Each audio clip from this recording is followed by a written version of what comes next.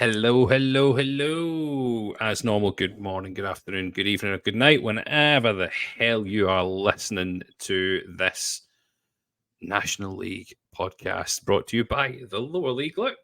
It's me, Grant. I am back on this lovely Monday night, Tuesday, Wednesday, Thursday, whenever you might be listening to this. Hopefully not on Friday. Hopefully Friday, Saturday, you're listening to our preview podcast, which is brought to you by my partner in crime tonight. Once again, Aaron. Aaron. Hello, mate. Hello. I can't believe it's that time of the week already. Like I seem to time my weeks by the National League podcast. It's crazy. It's Um, mad, isn't it? It's like but we do this, we get it out, and then it just seems to come around come back again. around. Yeah, but I think this week's going to be interesting because it's been a very very high scoring match day, hasn't it? Really, if you look across the fixtures, Just and there's big lots to goals speak scoring. about, including where I think we're going to start right away because I don't want to pussyfoot around it.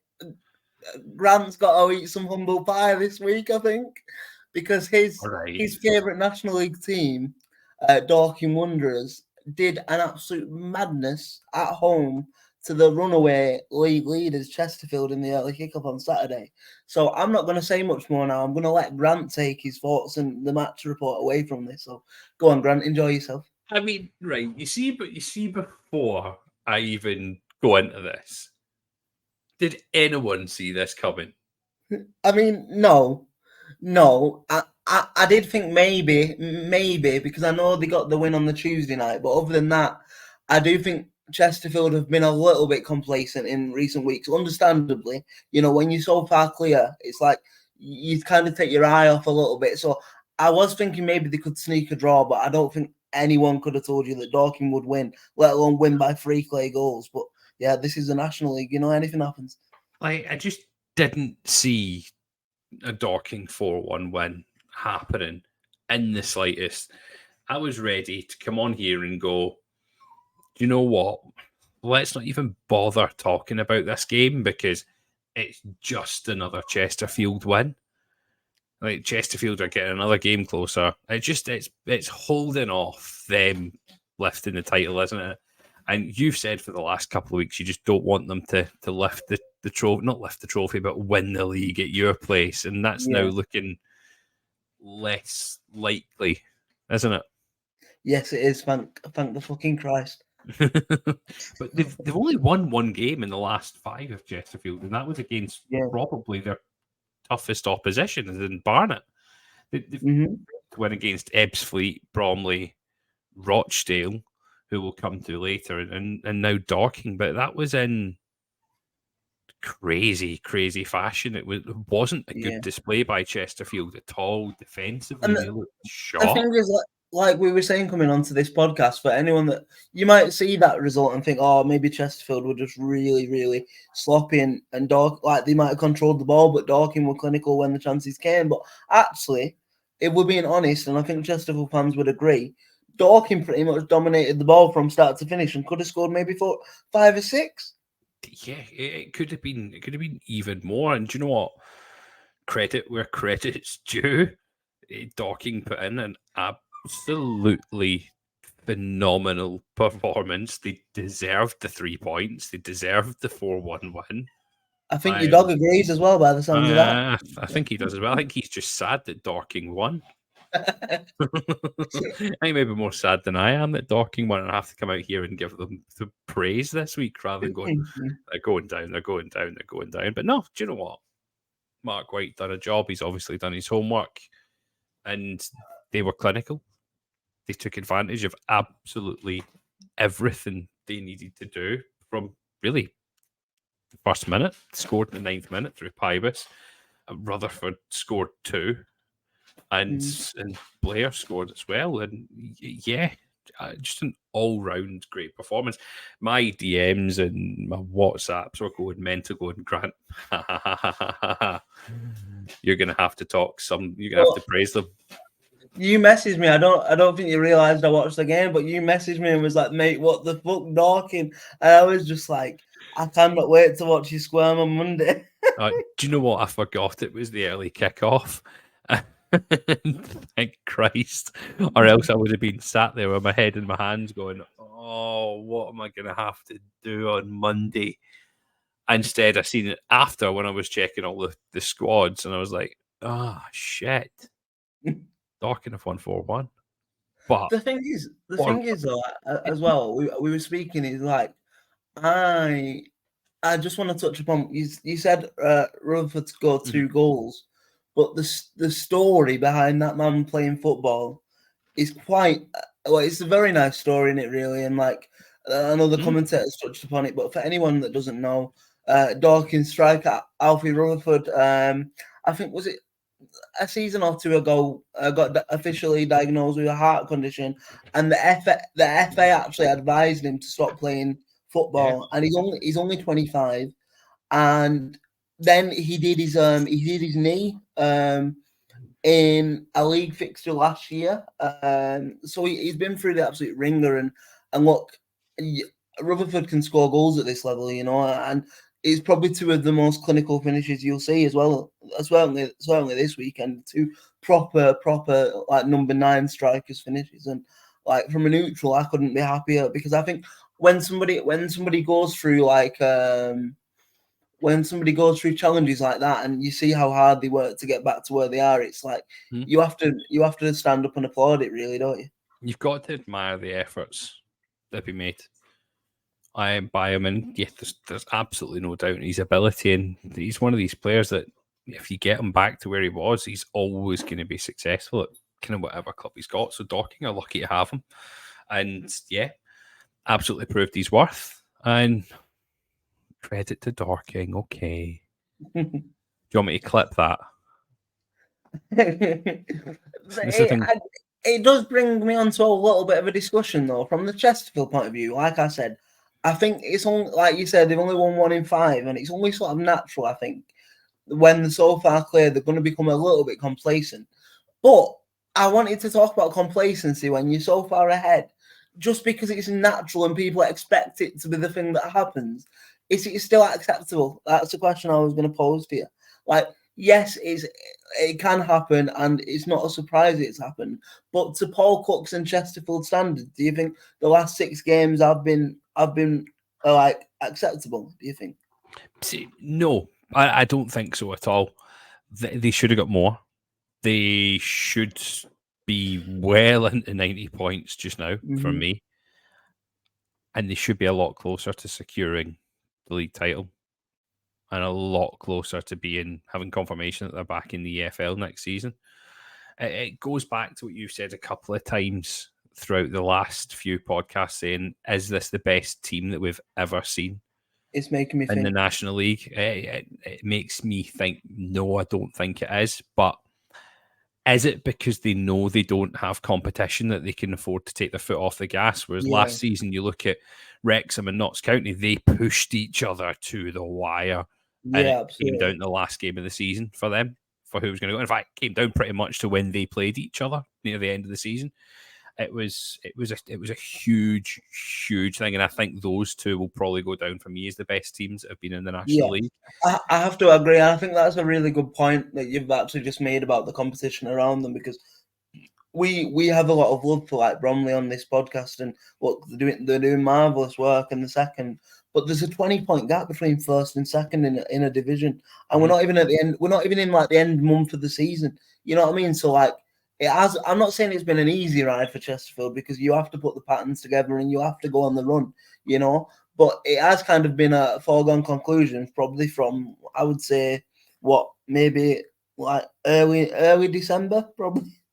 Do you know what? Even from like 10 games in, I think it was you could see the writing was on the wall for Chesterfield that they were gonna run this league. I said when we played them early on in the season that, do you know what, this is going to be a good benchmark to see where we're at as a team coming back into this league. And yeah, we get showed up something rotten when we played them early on in the season. I was like, yeah, this is going to be a long season, because they beat us 3-2. It was a tough one. But I think one of these things for Spyrites fans are probably listening to us and thinking, like, come May when it's all done and dusted and we're all in pre-season mode, nobody's gonna look over Chesterfield's dodgy 6 games. You know what I mean? They've got the title, they've done it in extraordinary fashion, they deserve the plaudits. But I just think in terms of standards and Paul Cook standards, I don't think they should be I don't think they've been displaying what they have been doing consistently for the last 6 games. Agreed.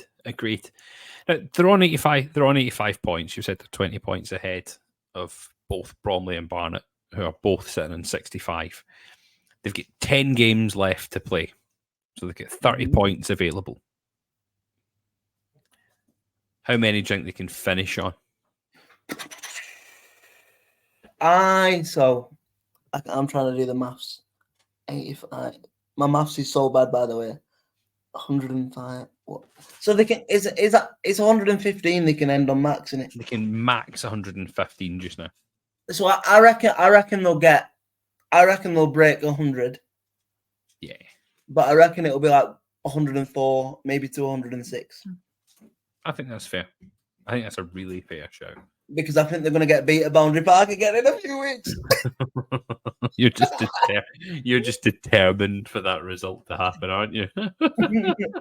Honestly, I said to you last week, if they lift it, if there's a chance that they can lift it at our place, I won't go. I can't, because that's the thing. It's not Paul Cook or the players I don't like. I've got a lot of respect for them. They've played glorious football. It's been great to watch. But I know social media fan bases aren't a large proportion of the fan base, but most of Chesterfield fans, and I say most, on Twitter are absolute cockwobbles. So like, I don't want to give them any credit. You know what I mean? Like, fuck off. Like, just fuck off. And yes, I am salty, but what are you going to do about it? Like, what are you going to deal with it? I mean, their next 2 opponents, just looking at their next 2 games, and we'll look at Dorking's next 2 games, I think it's only fair. It's Chesterfield to get Fylde and then Oxford City next. That could be like a 6-pointer with like 6 points with a plus 15 goal difference just from them 2 games. Thing is, I would have said that about last week. Yeah. Do you know what I mean? I would have said that about Dorking, that they should have won that. They should have got 9 points. I definitely think they're going to pick up the 3 points against Oxford City. Fylde will be an interesting one. It'll be a really interesting game for me. I'm Fylde having just beaten Maidenhead 4-1, and they've not been playing terribly. So I mean, again, they have only won 1 in the last 4, but then before that they'd won 4 in the bounce. One of the teams being Bromley, Eastleigh, and Aldershot, or 3 of the teams being Aldershot, Eastleigh, and Bromley. So the big thing we've said about Fylde this year on this podcast is it's such a surprise to see them doing so poorly, because they've got the team to be nowhere near where they are. You know what I mean? Some of the individuals in that Fylde team, Horton, Eustabi, I'm trying to think who else. But them 2 alone really shouldn't be in a relegation like threatened team, should they? You know, so it wouldn't surprise me to see them put up a good fight. But I do think because I think Paul Cook will put a few rockets up a few arses after that game now, and they'll start marching into gear a little bit, I think. Yeah, so I think they'll take the maximum 6 out of the next 2, at least. So it's going to be an interesting couple of days or a couple of weeks coming up for Chesterfield. Having a look at Dorking's next few fixtures, or the next couple, just to see what they have coming up, because their confidence will be sky high just now. They play Alty tomorrow or today, depending when you listen to this. So that's on the 5th. And then they have Maidenhead at the weekend. Big game. So that's a big game against Maidenhead, and a game against Alty. Dorking must be feeling confident they can come out of those 2 games with 4 points. The thing is, and I don't want to be like, I told you so, but I don't know whether anyone's noticed, right? When Grant's been going on his 1-man sort of assault course of like Dorking fans, I've not really joined in, because I'm not saying Dorking could go down. That is a severe possibility. It's a fact. But maybe it's because I've been watching too much bunch of amateurs recently, or maybe I've got a lot of respect for Mark White with how he's dealt with Frank and stuff like that. But I do think they've been here since they've got to the National League, and they always find a way. I think Mark White always finds a way, and I think they'll do it again. Good. See if I have to deal with them again next season. We're going to see. I hope if it's next season, if they do stay in, that it's a different story. That I see them in the kind of middle upper side of the table. Yeah.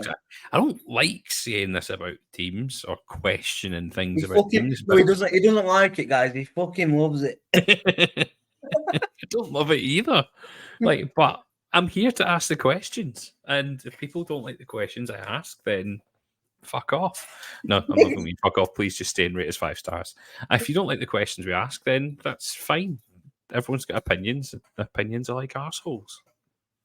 But yeah, the Maidenhead game's a huge one. Yeah. They are right next to each other in the table.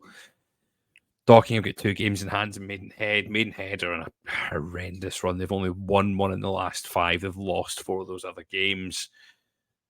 And Dorking are just running on confidence. So if they manage to beat Alty, who are again on a horrendous run, they've lost their last 5. If I was a Dorking fan, I would be feeling really confident about these next 2 games coming off that win. Absolutely. Like really confident. There's no reason why they can't take 4 points out of these next 2 games, which would put them in a really good position. Thoughts? Yes, absolutely. I think if Dorking do stay up as sort of like a massive like fuck you from Dorking to you and to us, we should get Mark White on for an exclusive interview and tell him and show him some of the video clips that we've produced on this podcast over the last couple of months. Dorking's Twitter page openly likes comments against things that we say or that I say. And can I just say my name as well for a second, please? Because yes, I am associated with this podcast, and yes, I love Grant with my whole heart. But up until still not yet, but it'll change soon. I don't write any of them tweets, so anything you say on that account is Grant. Okay, are we clear? Yeah, thank you. We'll get you sorted on that account soon, mate, so you can just start. I'll start going the opposite. Good cop, bad cop, showing Dawkins some love. But no, two huge games. No reason why they can't get 4. Do you know what? No reason why they can't pick up 6 points. I'd be surprised if they picked up 6 before. Would be absolutely massive for them in their bid for survival. Good luck, Dorking, over the next couple of weeks. We'll be keeping a close eye on it, and I will gladly eat some humble pie going forwards if they do pick up 6 points out of 6. Let's move on. We've given them enough airtime now. Let's talk somewhere up the higher end of the table. Still with a lot of goals in the game. We're talking a 6-goal, say, thriller draw. A 6-goal draw here when it was 3 each between Eastleigh and Solihull Moors. Eastleigh, who have just been itching to get back on the winning side of things. Solihull have just been going, right, we need to try and sneak up into this. Put a bit of a run in to try and sneak into the top 3 or into the top 2. Like you say, top 3, the top 2 playoff positions, so they don't need to go through the eliminators. And just coming up a little bit short. What was your thoughts on the game? Surely we have to start on McCallum, right? Because it's been funny, innit? On sort of Eastleigh's run of form recently, you might be questioning, was McCallum, showing himself? What is he going to stand up? Is he going to get back to the standards we know him for? And he's lethal in this division, and then he pops in an hat trick against Solihull Moors. So I think it's fair to say he's back now. Massively. We spoke a couple of weeks ago about McCallum that he hadn't scored in like 5 or 6 games, I think it was, that he hadn't scored in. And then you look in the last 4 games, that's him scored 6. Yeah, exactly. Yeah. The boy's an absolute machine. I'm trying to see how many that's him scored overall in the league this season. Just bear with us for a second so I can see. Yeah, that's him now. 29 goals in the league in 31 games that he's played. That's outrageous, by the way. Absolutely outrageous. He's got 7 more goals than Will Grigg in an absolute phenomenal league-winning Chesterfield side. Like, does his age from right? I'm going to say, does his age go against him? Because there was teams in League Two in the January transfer window that were openly looking for a striker, and still, I would say, are openly looking for a striker. Do you think his age goes against him and getting a move? Do you think this is now going to be his level? Because I think he's 30 now. Do you think his age goes against him and getting a move to higher division? Do you think this is it for him? I really don't know, because you've got players like James Norwood and Will Grigg. Will Grigg's probably going to stay on at Chesterfield next year when they go up to League Two, and I still would expect Will Grigg to get double figures in League Two, if I'm being honest. And I also think somebody of Nor's caliber can still do it in the division above, and he's outscored both of them. So I don't see why not. If you said that, so I didn't know his age until you said that. But if you were saying like you were 32, 33, I would agree. But now I think the longevity of footballers tends to go maybe 3-4 more seasons. So you never know, do you? And I guess it comes down to what his what his ambition and what he thinks his level. You know what I mean? Maybe he's just happy like tearing up the National League for the rest of his career. Like, we don't know, do we? There's nothing wrong with that. You look at Tishmanga, like we said the last couple of weeks, comes back and he just... Well, that's it, isn't it? I think that's obviously he's got a bit more of that experience, but then that's the flip side. He could go to League Two and absolutely struggle. Like, I know Tishmanga got his injuries, but he's tried going up levels. Horton tried going up levels, and it's not worked. So sometimes a player can just be a menace in the division they're in, and it's not always going to be guaranteed to work in higher divisions just because we think they're good enough to do it. Absolutely. Now, it wasn't the only person that bagged multiple goals in that game as well. No, it was. Sorry, I was looking at a substitution that happened there. That didn't happen. I was looking at Campbell coming on in the 55th minute, and then Campbell scored in the last minute to equalise. Eastleigh felt massively aggrieved conceding the last minute to take the win against Solihull. I think this is just Solihull fighting to the very, very last minute, going, do you know what, we're really trying to hang on to these couple of second and third. I think they would on sort of one side of the coin, but also without trying to sound like proper football cliche, in the National League and in football in general now, it's more or less a 100-minute game rather than a 90-minute game. You know what I mean? You've got to stay switched on for that 5-minute, 10-minute period of additional time, whatever it is. So, like, again, cliches, but you play to the whistle, don't you? You learn that at kids level football, and if they're not switched on, then they're going to get punished. Yeah, agreed. But 3 each, so from a league point of view, keep Solihull in 4th on 58 points. So they're 7 points now off of Barnet and Bromley. Again, 10 games to go. Eastleigh are now in 11th position behind Hartlepool. Played 37 games. They are on 46 points. We're looking now, see from Eastleigh up to the playoff positions. There is an 11-point gap with 10 games to go. Is that makeable? So, from Eastleigh upwards, 11.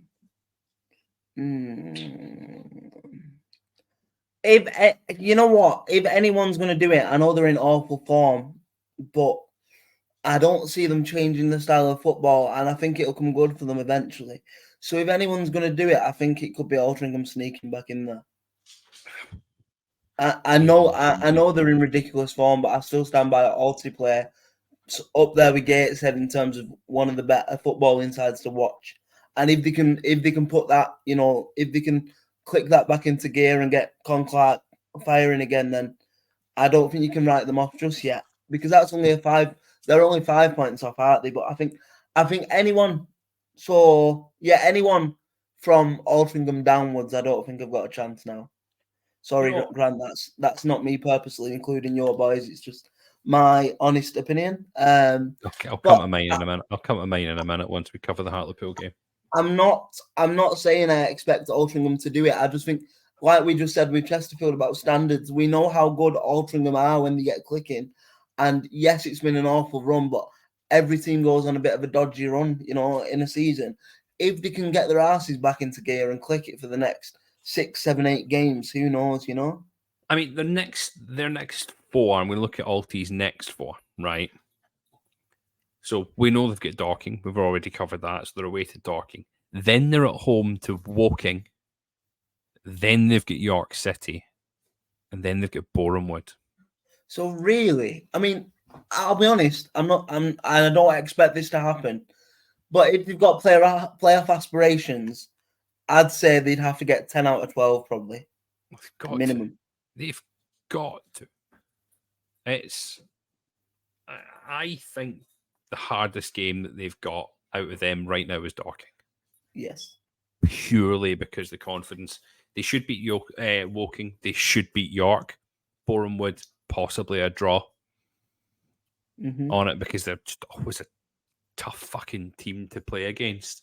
So I'm going 7 points that they'll get out of those. It's just my thoughts based on how they've been playing and the teams that they've got coming up.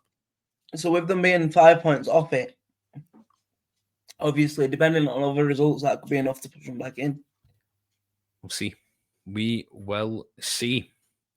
Staying on playoffs. It's tighter than I was going to say something wildly inappropriate then, but let's not do it. Staying on the playoff theme. Yes. Let's hear about the Latics. Come on. Okay.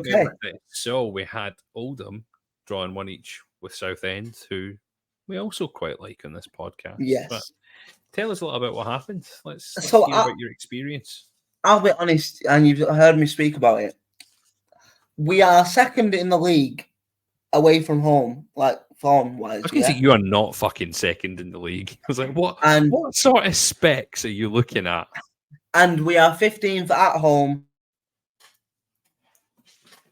in the home books. So we've been tragically bad at home this season for whatever reason. So with Southend coming to Boundary Park and they've won the last 3 before that game, I'm thinking, oh shit, are the wheels going to fall off a little bit here?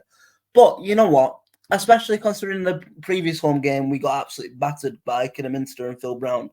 I actually think we played rather well and we probably took a deserved lead. I mean, so Norwood comes back from injury as well, which is massive for us. He comes off the bench with like 25 minutes to go. The first thing he does is he wins a flick on that falls into Nathan Sherron's path, and Sherron volleys it into the bottom corner, past the Southend keeper, who, by the way, I don't know if you've seen it. I know it's been shared around, so you might have seen it. About maybe 15, probably. So we scored on 60th, so it could actually have been in the first half, basically. Nathan Sherron had what I thought at first was an open goal, and the keeper managed to save it. But I'm still convinced it's probably one of the best saves I've ever seen. Certainly at this level, I don't think you'll see a better save. The keeper got up like prime Peter Schmeichel and just somehow tipped the ball around the post when Nathan Sherron had an empty net to aim at, and honestly, it was one of the best saves I've ever seen. So we're leading going into the 60th minute, and you're thinking, oh, we're in 4th at this point, So I'm firing up the text. I'm like, we're gonna get third. I'm thinking we're in it. But then, I think if I'm being honest, a fair result would have been a draw, and I'm not going to complain about a draw at home to Southend, even though they are where they are in the league, because I think if you take away the 10-point deduction, they'd be 2 points behind us. So they're a good side, Grant. But the one thing I will say is that result will only look as good as I think it does now if we get a positive result, e.g. a win against Bromley at home on Tuesday night. And that's a tough task in itself. But also, if you look at our form against the top 7 in this division, we've almost been we're really good. We're really good against the teams that we're competing with. So I don't see any reason why we can't host Bromley tomorrow and beat them. So yeah, famous last words. Great against the top 7 teams. Shit at home. You're playing Bromley at home or a top 7 club. Anything could happen here, couldn't it? Yeah, I think that I know I sound like I'm already making pre-made excuses, but I'm not. I'm just saying how it is. The fact that we've got pretty much a 2-game buffer now to fall out the playoffs gives me a little bit of comfort. So if Bromley do beat us, then we're still in it by 2 points. So it's not like I'm accepting defeat or ready for defeat, but it does make me feel a little bit more at ease that we're not just in it by a point now and scraping on. You know what I mean? Yep, makes sense. After that, you've got Aldershot away, Halifax away, and then Chesterfield at home. Some big games coming up. All tough teams to play against in the next one. So I'll be honest, and this is going to hurt Luke if he hears it, right? But I just need to say how it is. And this might be the most controversial take people have heard. And I'm probably going to get the Fax fans in my DMs, so I'm ready for it. But I think Halifax are one of the worst football insides in this division. And if we don't go to the Shay and get the 3 points in comfortable fashion, I'd be surprised, to be honest. Oof. Because I just don't think they should be where they are. I think they've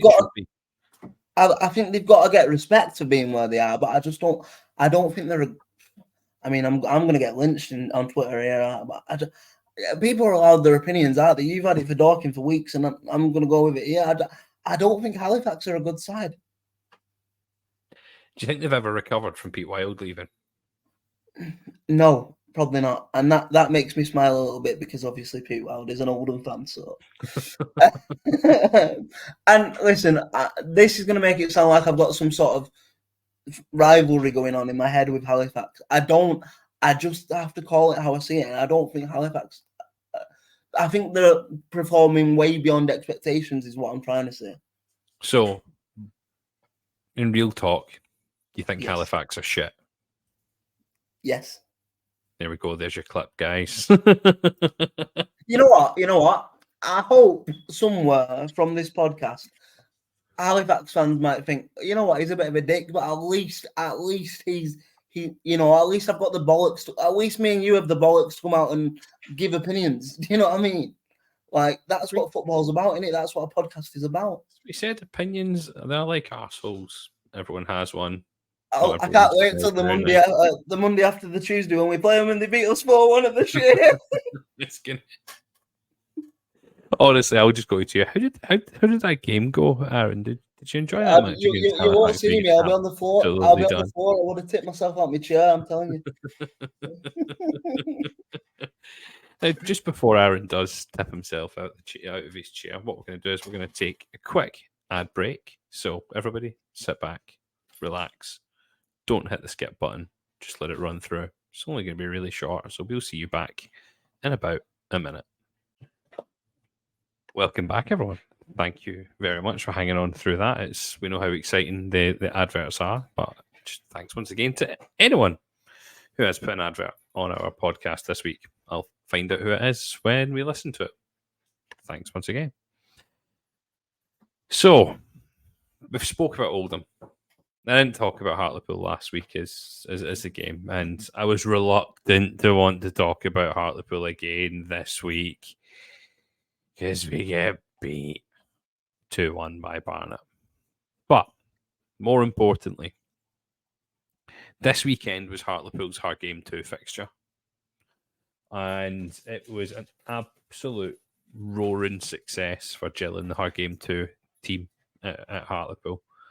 They got a great turnout. They brought out Victoria the monkey to accommodate or to be with Angus the monkey. So we had both mascots out. There was the Hard Game 2 banners. All the players had the Hard Game 2 shirts on as well. So it was a phenomenal turnout. And I really enjoy these fixtures. I was gutted I couldn't make it down, but I've still had my piece in the programme over the start of the season or at the end of last season. I had a bit in the Hartlepool programme alongside Hard Game 2. So, yeah, really glad that went well and just so gutted we couldn't bring the 3 points home.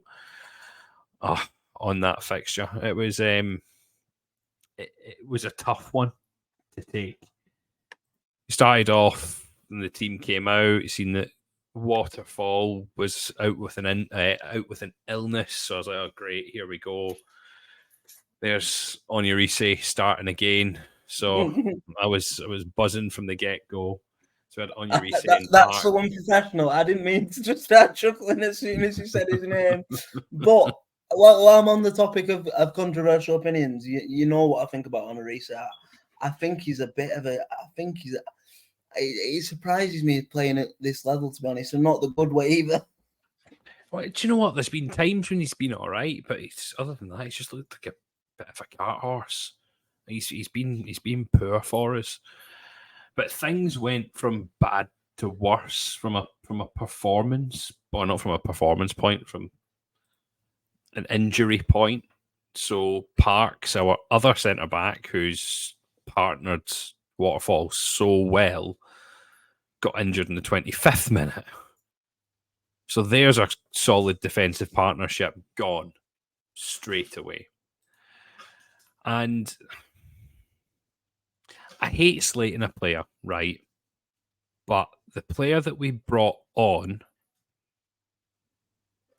is an experienced National League player, done well at Notts County, is Alex Lacey. It's his first game that he played since the 24th of October. He's not been in the squad at all since then. And I just thought it was a really... I don't really know what to say, and I can't put a positive spin on it. As soon as he came on, I was like, we're going to be back to absolute clown defending here, because... Did you have any other defensive option apart from him? So the other options that we had on the bench... We had Lewis Stevenson, but he's a wing back. No, not really. We could have brought Wallace in and played Wallace at the back, or dropped Nicky Featherstone down at the back. Yeah, it was a really tough one to take. Just the defensive change. I knew we weren't going to do well as soon as that happened, but we were already 1-0 down in the first 12 minutes again. So conceding early again, and it was a Dixon mistake. Dixon, for me, just came with a lot of promise in the club, but he's just been poor. Both goalkeepers that we've had this season have been poor and have made so many mistakes. I'd really like to see us get a new goalkeeper going into next season. I think the fans, probably myself included, were maybe might not have realised at the time we're a little bit spoiled by Ben Killip, because he was a good keeper and he would have been great to keep on for this level, but he got a lot of stick and he decided to leave. I would have done if I was the same, but yeah, Joel Dixon's been very, very disappointing for us, despite being an experienced goalkeeper, having played at League One a couple of seasons ago at Bolton, having been at Barrow.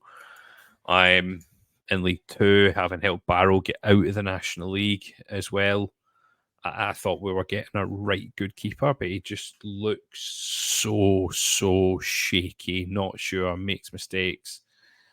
Yeah, not a great day at the office for any Hartlepool fans at all.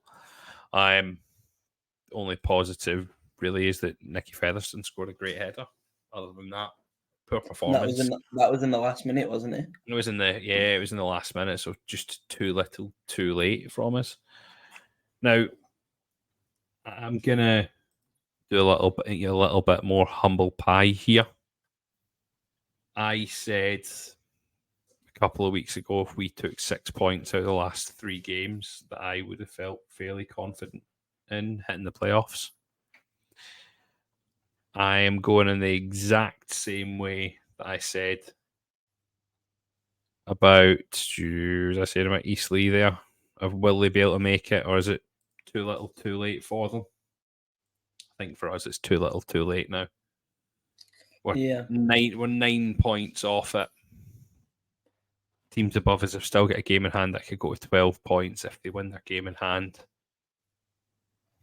I tell you what, at this point, you must be thanking me that I've added the Oldham at least have to make the play. So basically, the little caveat to our bet is if Oldham finish above Hartlepool, but we somehow both end up out the playoffs, then I still have to donate the money to Grant's charity, and Grant has to donate it to mine. But if Oldham do make the playoffs and Chesterfield don't, then Grant just offers to mine. I bet you're happy that I made that little side caveat now. Do you know what? I'm not fussed of a caveat. A charitable bet's a charitable bet, and I'll be happy to pay it if I lose, which is more likely that I will now. But yeah, I think the playoffs are too far for us now. We need a real miracle run to make it, and things above us would need to go really, really right. I think I do think we'll climb. Here's a question for you. Even though I said about Altrincham potentially making it now, what is your opinion on? Do you think the teams in the playoffs are done and set, and do you think it's just a case of the order being sorted now till the end of the season, or do you think who do you think's most likely to slip out if anyone's going to slip out and slip in?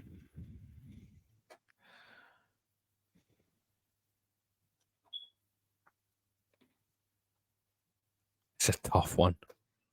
It's a real tough one. I mean, I think the top two are the top two of the playoff spots here, Bromley and Barnet.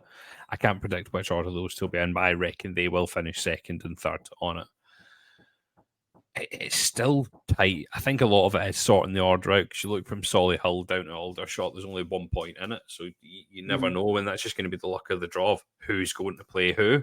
And that group of four, Halifax aren't far off it still. They've only got a 4 point deficit, and then Alty only have a 5 point deficit. Alty just need to turn things round. And if they turn things around, I don't see there's any reason why they can't catch, because teams will slip up, teams will lose points. As the National League, for fuck's sake. No one's going to have a perfect run. That's why you're in the National League at the end of the day.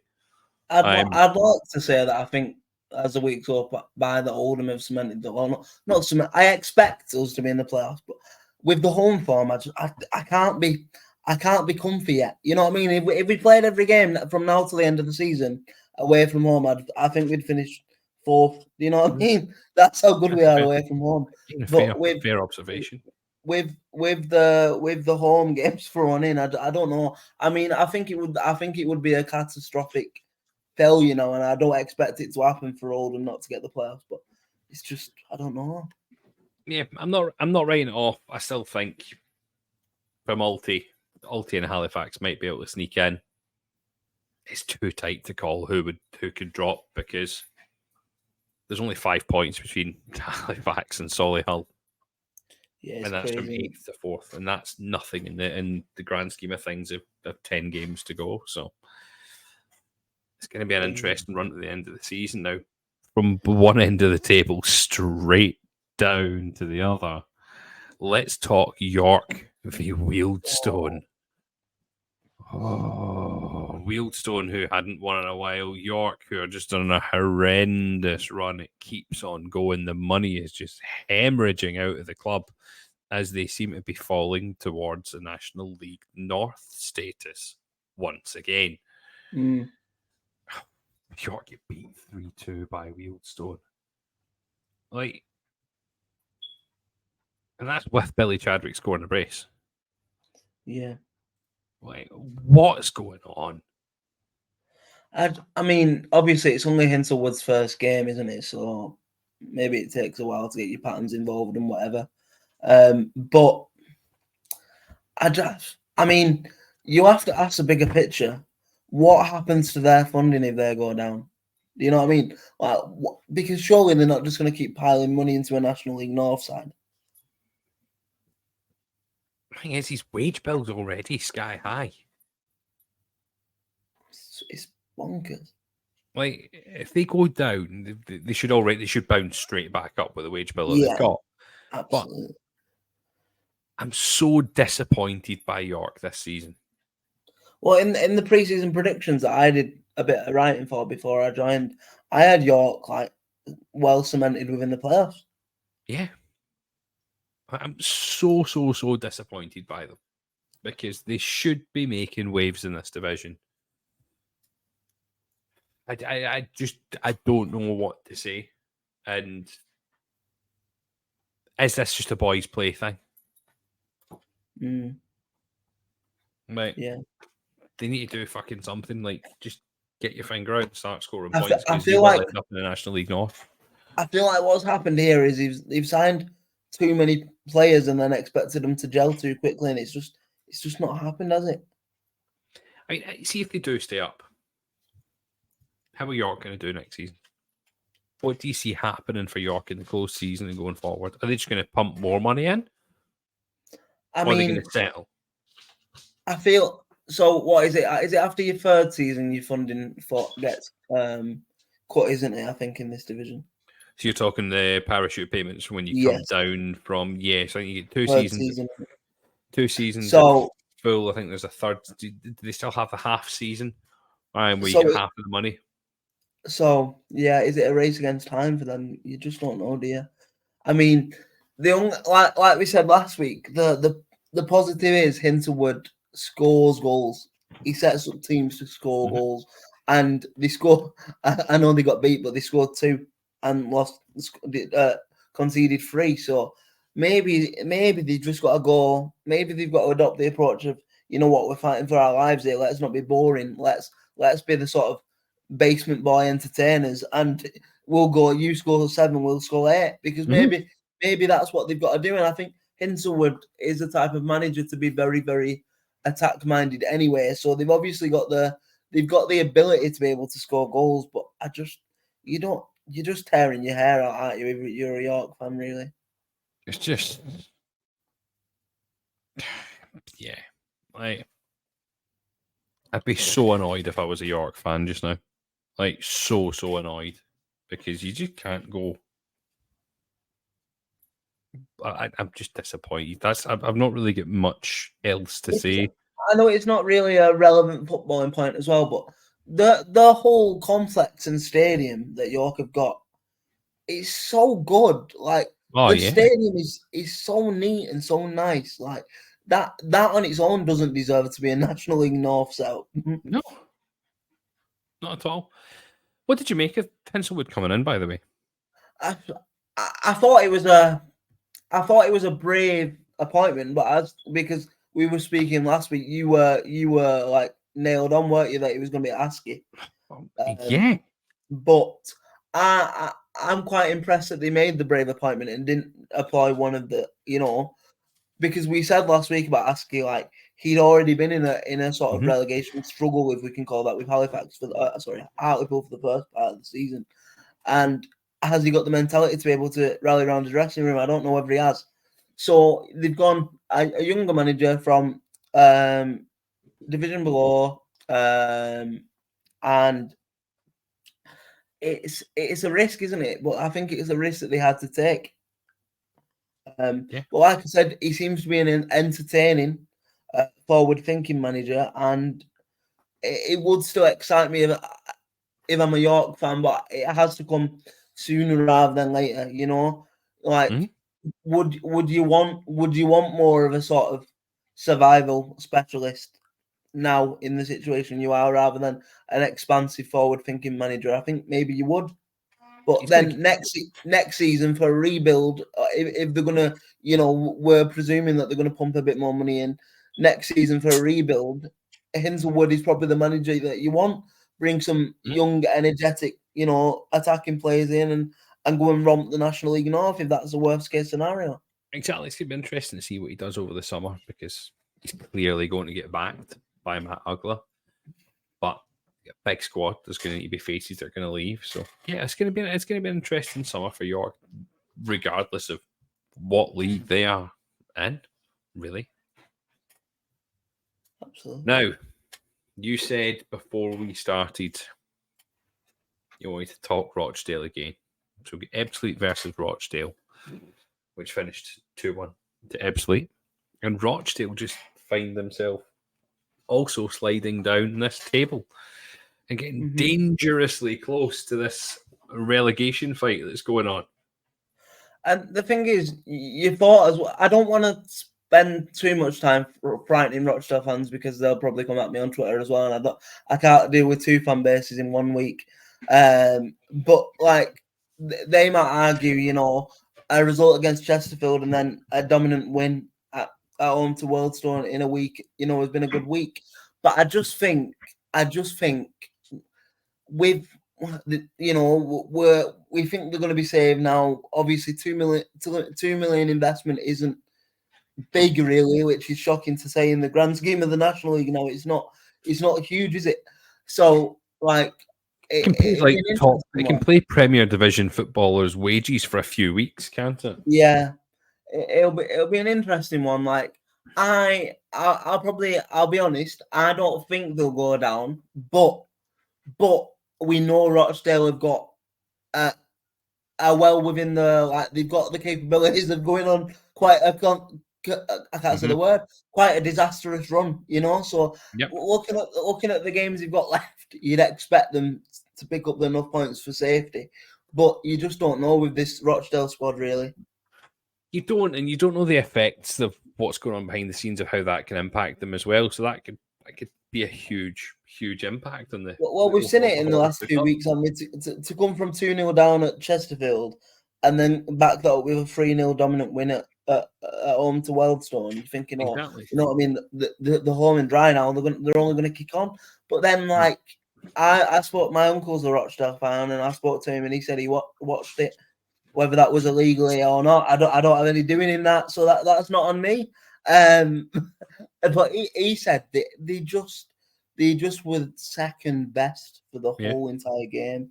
He said it could have been 3 or 4. And yeah, I like I said, I think they've got the manager and I think they've got the player ability to keep them up. But I think the playoffs are definitely out of the equation for Rochdale now. I would agree. And I think they do maybe need 3-4 wins to guarantee the survival. Also, just to stir the pot a little bit, and this one goes out to the Alldale Are We lads, because I forgive, but I don't forget, and I'll say it again. On Boxing Day, when I think there was a 2.3 point, maybe 4 point gap between the two teams on Boxing Day. They started tweeting us and Latics fans saying, "Mind the gap now." Yeah. So I'm just going to put things into perspective, right? Rochdale AFC Football Club are 12 points off the playoffs. And in turn, they are still 12 points off Oldham Athletic.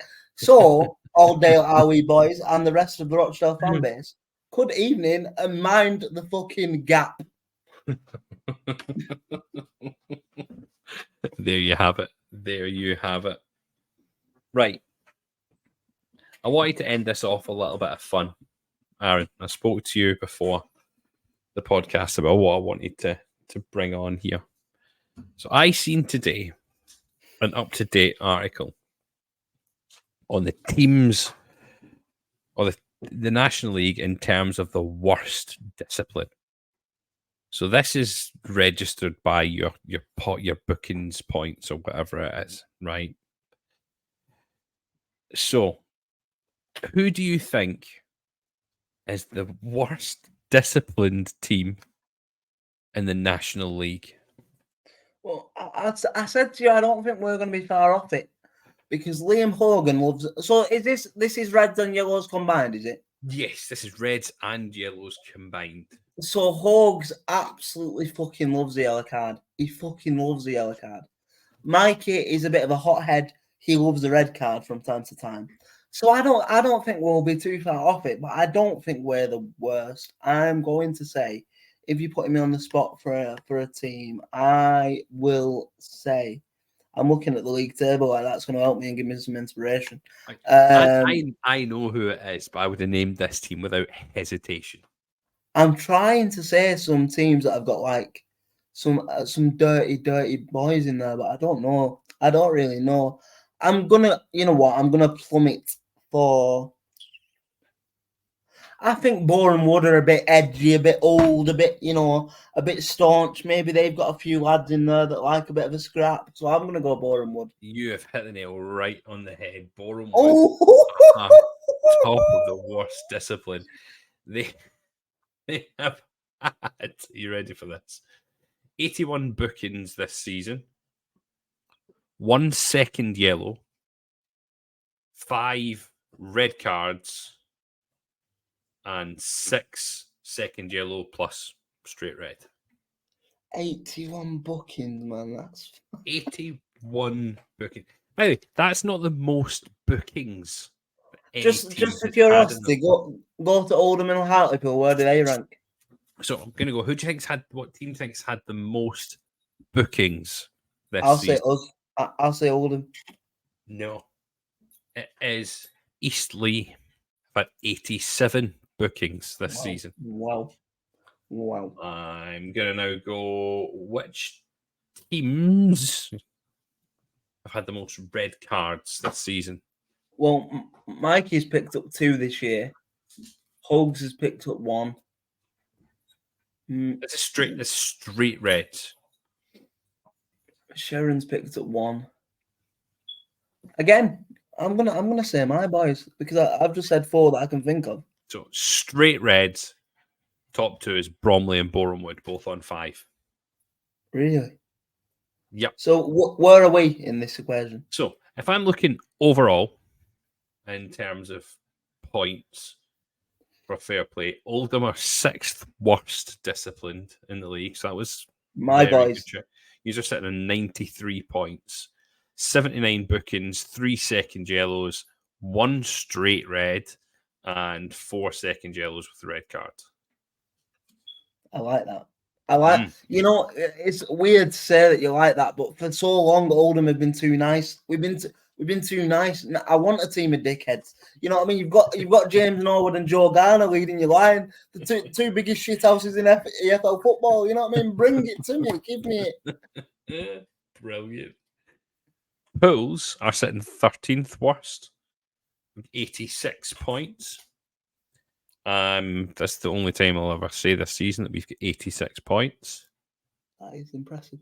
81 bookings, no second yellows, one straight red, and 1 straight red after a second yellow. Nice. So not too badly disciplined. Who's got the best then? Who's got the best? I was going to say, who do you think is the cleanest team in the league? Again, I don't think you'll be surprised by this. You know what? I'm going to say it's out of one of the 2 sexy football teams that I keep talking about. I'm going to go the Heed. I think I'm going to go Gateshead. Oh, it's not. It's Aldringham. Gateshead are sitting 70. It's Alty. Alty have 64 points. How am I so good at this? 2 second yellows, no straight reds, and then 2 straight reds after a second yellow card. But do you think there's correlation there that the teams that actually like to pop the ball around and play expensive football at the bottom of the table, and then the teams that are a bit more direct with the bigger centre halves and the shithouse forwards at the top? Yeah, I mean, if you look at it, so this is going from the cleanest to the dirtiest. So Alty first, Southend, Barnet, Solihull, Kidderminster. Ooh, that's surprising. Yeah, I was going to say maybe that's changed over the last couple of weeks with Kidderminster. Maybe because I think Phil Brown's a bit of a dirty man. Possibly.